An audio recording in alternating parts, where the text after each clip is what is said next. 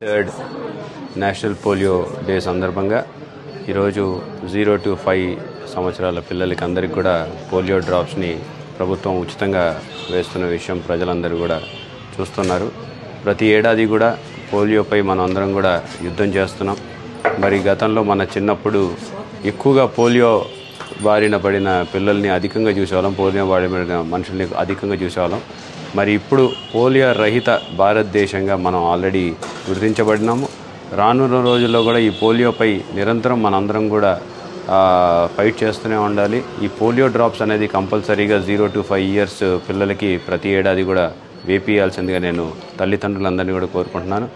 Vaccines విషయంలో కూడా తల్లిదండ్రులు జాగ్రత్త తీసుకోవాలి. ప్రతి వ్యాక్సిన్ కూడా కంపల్సరీగా పిల్లలు వేశారా లేదా అనేది మనం నోట్ చేసుకుంటూ ఉండాలని చెప్పేసి కూడా నేను తల్లిదండ్రులందరినీ కూడా కోరుకుంటూ, మరి వరల్డ్ పోలియో డే సందర్భంగా ఈరోజు ప్రతి ఒక్కరు కూడా ఈ యొక్క అవకాశాన్ని వినియోగించుకోవాలని చెప్పి కోరుకుంటున్నాను.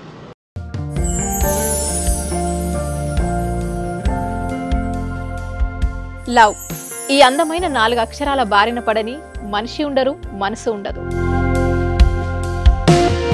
ఈ లవ్ కొంతమంది జీవితానికి సరిపడా మధురమైన అనుభూతులను అందిస్తే, మరికొంతమందికి జీవితాంతం వెంటాడే చేదు జ్ఞాపకాలను మిగిల్స్తుంది. లైలా మజ్ను, పార్వతీ దేవదాస్, ఈ 2 కథల్లో మజ్ను లైలా ప్రేమ కోసం ఎంత పరితపించాడో విన్నాం. దేవదాస్ పార్వతి ప్రేమ కోసం ఎంత పిచ్చోడయ్యాడో చూసాం. కానీ లైలా మజ్ను ప్రేమ కోసం ఎంత ఆరాటపడిందో మనం ఆలోచించలేదు. దేవదాసు దూరమయ్యాక పార్వతి పరిస్థితి ఏంటో మనం అర్థం చేసుకోలేదు. ప్రేమ నుండి పెళ్లి వరకు వెళ్ళలేకపోయినా ఎంతో మంది అమ్మాయిల బ్రేకప్ స్టోరీస్తో మీ లవ్ టుడే.